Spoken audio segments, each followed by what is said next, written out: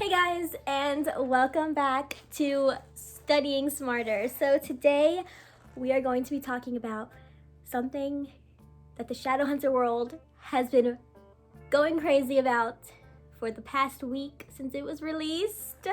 Drum roll please.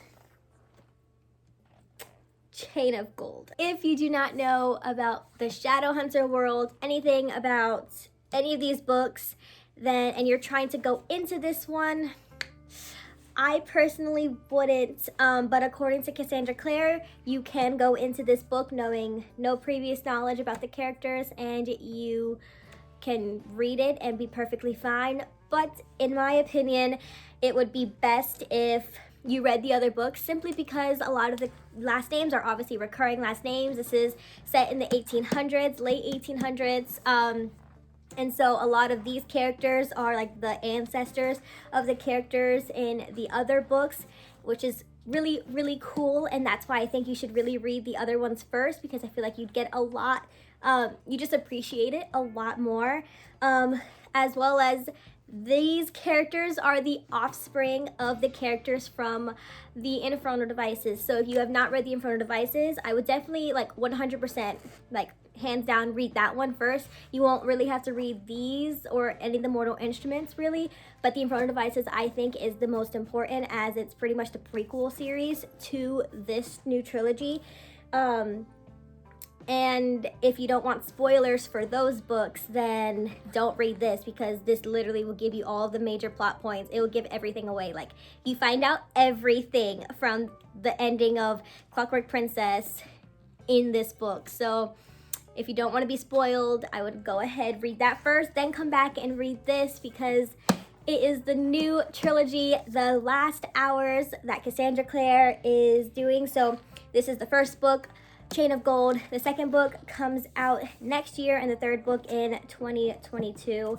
So I'm really excited, and I really can't say much without giving anything away, just because of how entangled all of the books are. So if you have not read any of the Shadowhunter books, if you have not read Chain of Gold, I would go ahead and leave. I've rated this book 4 out of 5 stars on Goodreads. So if you don't follow Emily and I on Goodreads, I will put stuff around in the description as well, so you can follow us on there and see what we're reading and see our ratings and stuff like that. So I gave this book 4 out of 5 stars. I thought it was great. It definitely wasn't my favorite first book she's ever written, so I definitely liked Lady Midnight and Clockwork Angel a lot better than I liked this one.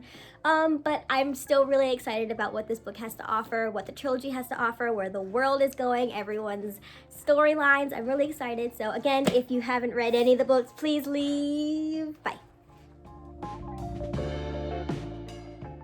Hey guys, thanks for sticking around. I really hope that you're here because you have read Chain of Gold, because we're about to break it down. We're about to talk all about everything. We're about to talk about all the other books too, because they're also important, and let's get right into it. So we start off, this book takes place about 20-ish years after Clockwork Princess, which is the third and last book in the Infernal Devices trilogy, which follows Will, Jem, and Tessa. And so here we are with their kids, basically.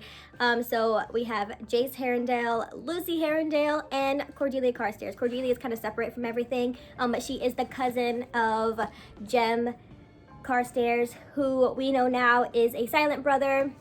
He becomes a silent brother in Clockwork Princess as well, and he is Brother Zechariah. So we love him. What a king. I'm so excited for him. Like, he is my favorite. I love Will and Tessa, although they don't have a major part in this book. You kind of just see them there, you know, and you see like Will being cute and Tessa being cute and stuff, but you don't really get much of like action from them, which is totally understandable. Obviously, something that we know from the Infernal Devices is a major part was figuring out exactly where Tessa is from. So we know that Tessa is half demon of some kind, and that was pretty much the entire Infernal Devices, them trying to figure out like, whoa, she's a shapeshifter, like where is she from, what is what's happening here?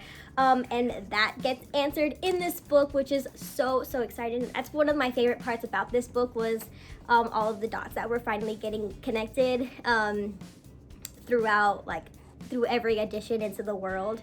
So we find out that their grandfather, Tessa's father, is the Prince of Hell. He has a name, but it's like something weird. It starts with a B. Belial?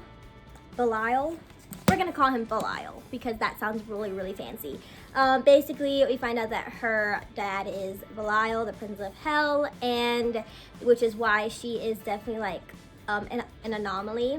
Like, she's able to have children, she's immortal, all of that good stuff.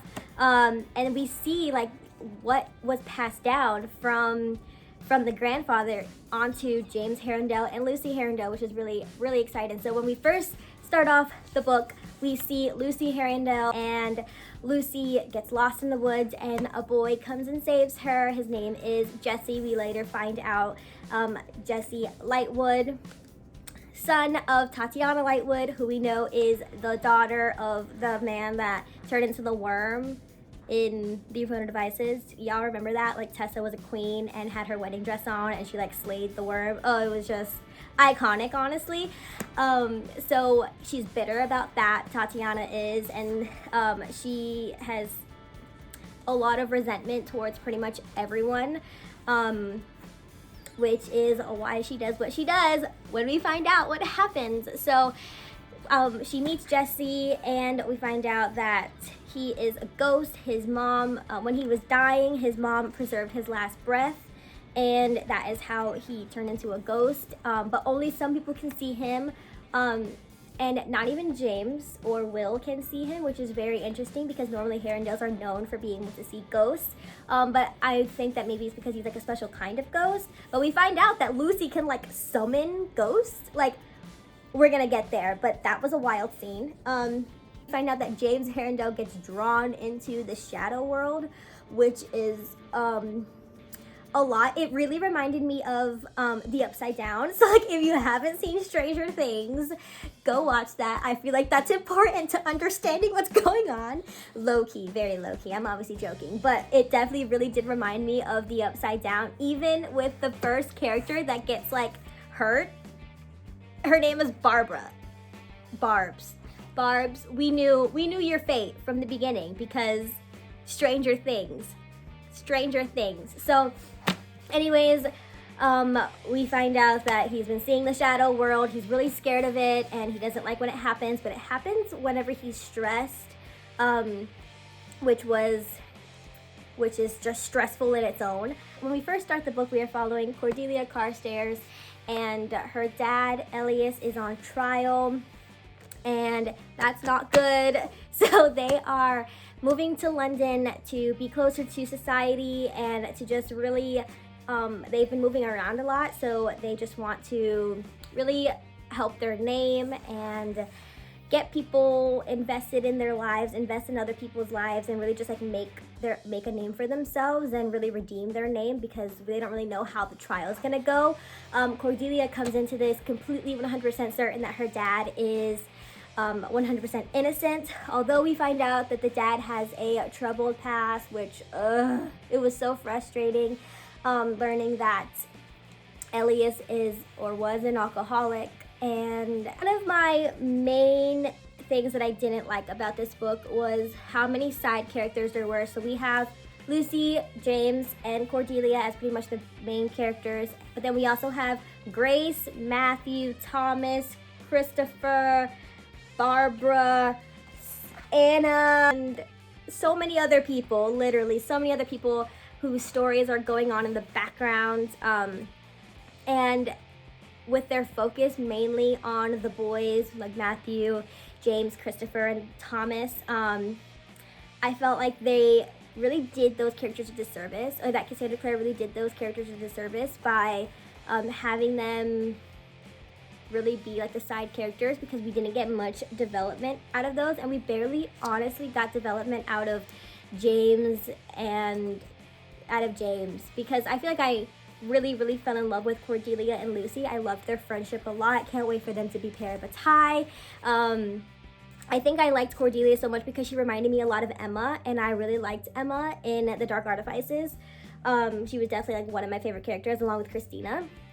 So yeah, there was just a lot of characters, a lot going on. It was kind of hard to keep everything in track. Found myself really going back and forth through the Wikipedia pages and trying to figure out, okay, wait, who was a Lightwood, who, you know, and that was just kind of exhausting. Definitely one of the main things I didn't like about the book. But then we have Grace Blackthorn, who is the adoptive daughter of Tatiana Lightwood, and she is a hot mess, and I don't like her. I knew from the very first second that I saw her that I wasn't gonna like her. I was like, wait, so James is in love with someone? I was like, okay, but it didn't feel like love, you know, like, it didn't feel like, even like the way that he was talking about her, like in the very beginning when he was talking to like the boys and stuff, like it didn't feel like love. It felt very much like infatuation. It felt like he didn't really know much about her, but he was just like saying that he was in love with her. And so I was like, something is not right going on here. And sure enough, he is basically being controlled, like his emotions are being controlled by Grace. We don't really know much about what the bracelet can actually do, but we know that whenever he puts it on, we know that whenever he has the bracelet on, that he just wants to do everything in his power for Grace, and he like loves her a lot. She asked him at one point to marry her, and he was like, but if we get married like this, like I'm gonna get my my marks stripped and everything. And she was like, okay. And he was like, well, it sounds like you're not losing anything. And I was like, thank you. Literally, she is so selfish. That is not what love is. Ugh, I was so frustrated. I was like, you want to know what love is? Cordelia. Cordelia is in love with you, and she's been in love with you for forever. So just get it together. But you know, whatever. He got the bracelet on. He can't think straight. Ugh. And that's what also frustrated me so much, was Grace just being there. Like, she would like come in, and I was like, ugh, I can't stand her. And then also, I'm pretty sure like the bracelet like dulls down who James is, because like every time he puts the bracelet on, like that's why he really wasn't one of my favorite characters, because I felt like he was so dull. He was so dull and so boring, and I was like, oh my god, does this guy have a personality? You know what I mean? No. But then he took it off. Like, she took it off of him for like maybe a couple chapters, honestly. And I was like, okay, like I'm kind of digging him. You know what I mean? I'm like digging him. And then the whole scene, oh, it was so cute. But anyways, let's go back. So we see Grace, and she's like, hey, and then James is like, oh my god, she's here. And he was literally dancing with Cordelia, and he was like, bye girl, yeet. And he went over to Grace, and then Cordelia's like, oh my god, because literally that will like, how will she be seen if she's just left someone stranded her in the middle of the dance floor? Like, that is not okay. And so Matthew comes, what a king, and he's like, oh, got you girl, let's keep going. Like, no one noticed, it's fine. Oh, let's talk about Matthew. So Matthew, I thought that his character was going towards Lucy. Like, that's what I thought. Like, I was like, oh, like, sounds like, it looks like he has like a soft spot for Lucy. Like, I wonder if they're gonna be like endgame type thing.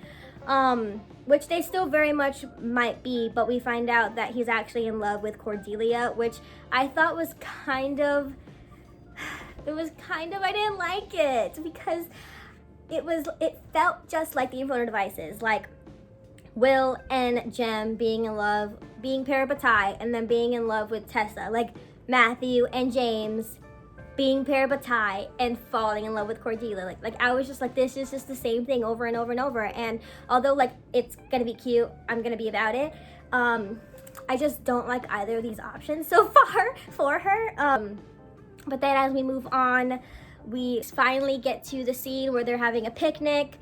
She's gonna be like talking to everybody, and Anna sits next to her, and she's like, hey girl, hey, which I really liked Anna as a character. I'm excited to learn more about her and just see how like what she adds to the group.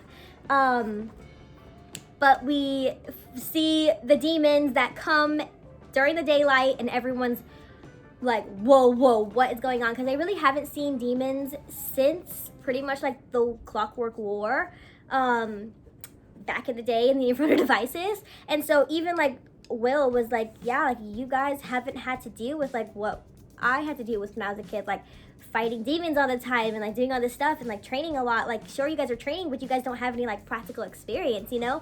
And I thought that that was really interesting because well, we find out exactly like what's going on, but just seeing how everything has kind of changed, like from the infernal devices into where we are now with the dark artifices and the characters. So now we see these new demons that now they are like putting poison in people, and if you get scratched by them, you're gonna die too. And it was very World War Z-esque, you know what I mean? Like, if you know what I mean. Love that movie so much, but it felt very much like that. So then we see a lot of the Silent Brothers in this book, especially Jem, him being there trying to find a cure, trying to just stop the disease from spreading in the body and everything. And then obviously we know the Clave doesn't do anything because like they never do anything, they never believe anybody. It's just typical, we know.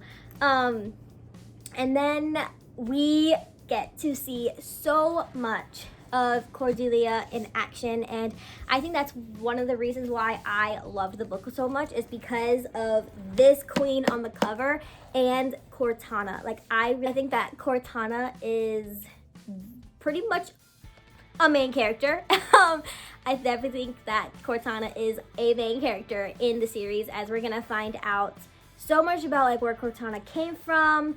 We know that it was made by Wyland, but like we don't know why it can do the things that it does. I mean, even in the Dark Artifices, we see that whenever Emma puts out her hand and like Emma puts out her hand and Cortana like comes to her, like that same thing happens in this book. The same thing. So we know that that wasn't because of the Parabatai curse and like everything that was going on with their strengthening of powers because of the love and all that stuff. We know it's not because of that. So we know that this is just a thing that Cortana could do. Like, Cortana is like a wand. It's like Harry Potter. It's like Cortana chooses the warrior. Like, the wand chooses the wizard. You know what I mean? It's like the same thing. Like, that's what's going on here. And I am here for it. We find that Cortana can also, well, in the Dark Artifices, whenever Cortana slices through the mortal sword, like, sis, what? And then now we see Cortana literally slice through the barrier between like the real world and the shadow world. That whole scene was crazy, and James was like, how did you get here? And she was like, Cortana literally sliced through the barrier like it was butter. So love that. I think that that's gonna be so interesting. And we find out that the Belial him, that he's like, you need to get Cortana and Cordelia away from James, because if they are near him, I cannot come and like do what I need to do, you know what I mean? And so I'm like, what exactly is Cortana? Like, what? We're gonna find out so much, and I'm so excited for where this is going. I really thought that, like, so with this whole cover thing going on, I was really getting like Fairy vibes, you know what I mean? Like, I was really like, oh, we're probably gonna like go to Fairy, and like, especially with everything we know about like Mark Blackthorn, and now we're seeing Grace Blackthorn, and she has like these like weird powers. I don't know what's going on with her. I don't like it. But maybe that also might be part of like everything that's going on with Tatiana and like her being in cahoots with all the demons and stuff. Like, maybe that's why Grace can do different things, and I don't know, but I guess we're gonna find out. But I really thought we were gonna like go into Fairy and find out stuff, because like that doesn't give you those vibes. Like, this was really giving me those vibes, and I was like, okay. And then even like here, when it was like, Cordelia's friends discover that a dark legacy has gifted them with incredible powers. So like, what incredible powers? Because we know that Lucy can summon the dead. That whole scene whenever Cordelia like falls over the edge of the bridge, and then Lucy's like, save her, and then like Jessie comes up, he's like, you summoned me and the rest of these people, and she's like, what? And I was like, I want to know if Magnus saw, because Magnus was like, because it mentions in the book like Magnus had like a weird look on his face, and I was like, Magnus always knows. He is definitely one of my favorites. Like, I mean, he's definitely a constant in all of the book. He's in literally every single book. And I'm obsessed because I love him so much. And he's just like so cool, so fun, and he's so wise, and he's always so helpful, and he's always so kind. Like, ugh. Don't even get me started on Magnus. He has a special place in my heart. But I'm pretty sure that Magnus saw, and if he did, he hasn't said anything yet. But I loved the end when he was like, I think I'm gonna have to stick around a little bit more. I might have to send for my cat. And I was like, church! I'm like, that's why I think that if people haven't read the other books, they will not enjoy this book as much. They won't enjoy the rest of these books as much because they all connect so much, and even like the little stuff just like gets you like reminiscent of all like the journey that you have been on, which I just think is like so special. Like no other author has created something like this, where I've been reading these books since like late middle school, like for real. Like that was a while ago, like 6, 7 years, 8 years. It's just a lot, you know what I mean? Like, so just seeing where the story has gone, all the stuff that we're gonna find out. I mean, look at how thick she is. Like, give me all the words. Finally, the last thing that I really have to say is, we're gonna talk about the ending. And I did not like the ending of this book at all. I barely liked the middle of the book. I thought it was kind of slow, but then it finally picked back up whenever like everything's going on with Lucy, and then with Cortana, and then when Cortana's like when Cordelia and Cortana like she like hurts the Prince of Hell, and I was like, Cortana, like how? And he's like, oh no, you know what I mean? And so after all that was happening, I was like, oh, this is so interesting, so cool. And like we see that whole scene with James and Cordelia, and they're like, oh, and Cordelia does that dance. Oh my God. Like if this becomes a TV series, which we saw the trailer, like I need that scene, whoever does it, like I need them to choreograph that so well, because in my mind, that was the best scene ever, like the sexiest thing ever. I was obsessed with Cordelia. I was like, queen, go off. And finally, James is finally seeing her like how he's supposed to see her. Like he's like, wow, this woman's amazing. And it's like, you finally see that. I mean, I know he couldn't really because of like the bracelet or whatever, but like, oh, it was so frustrating. But then we see whenever James lets Grace back in, she puts the bracelet back on, and now he's like, love her so much, oh my God. And I was like, no, that's not what I wanted. And like, it was honestly like, I felt like defeated. Like I literally was reading this and I just was like, ugh. Like I know it's how we're gonna keep going with the story and stuff, but like honestly, could anything else had happened? Like anything else, please, anything. Oh my God, anything else. It was just, I just didn't want it, and I just didn't like it, and I didn't think that it was a thing that should have happened or ever. I didn't like it. But then like whenever Cordelia tells everyone that she's been sleeping with James because that's the only way for them to believe them, it was just, I honestly just was like, this is just not it. And then he's like, oh, well, we can like get married, like fake married, you know, like I don't really love you, but like it's fine, we can like just be married for a year. And I was like, that's not what she wants. That's not what I want. I don't even want them to be together, like point blank, period. He does not deserve her. Like, can we say it louder for the people in the back? He does not deserve her. So frustrating. But yeah, I'm excited to see where the book goes, where the story goes, until we have like a full year, until we find out anything else about the new books that are going to be coming out. I'm just annoyed, honestly. It definitely wasn't my favorite out of all of the Shadowhunter books. Definitely so far, I think Queen of Air and Darkness was my favorite. I love that book so much. Where is she? Oh, a queen. Loved her so much. I thought she was like super interesting. But this one was good. Like, I'm not mad about it. Like, I definitely was like, okay, this is a good first novel. We're gonna be getting into a lot of things. I think my major thing that I didn't like was I felt like the characters weren't fully developed. I couldn't really fall in love with them as much because I felt like there was no downtime. It was just like action, action, action. But because of that, like, there was no room for them to, like, you know, talk and be normal. And like, I feel like in the Dark Artifices, we saw a lot of scenes where them just like being a normal family and just being like just being, you know what I mean? And we didn't really see that. We didn't see that. And so because of that, I felt like it really took away from the story. But I still love Will and Tessa, so I know that I'm gonna eventually love James Harrendale, and I'm excited for where Lucy's going with her gifts.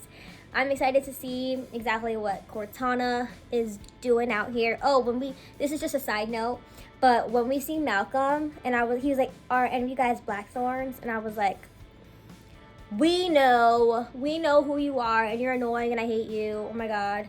That whole Annabelle mess. Ugh. No. But yeah, it was good. It wasn't great. It definitely deserved like 4 out of 5 stars. I wouldn't give it any lower, definitely not any higher. Tell me what you guys think about the book.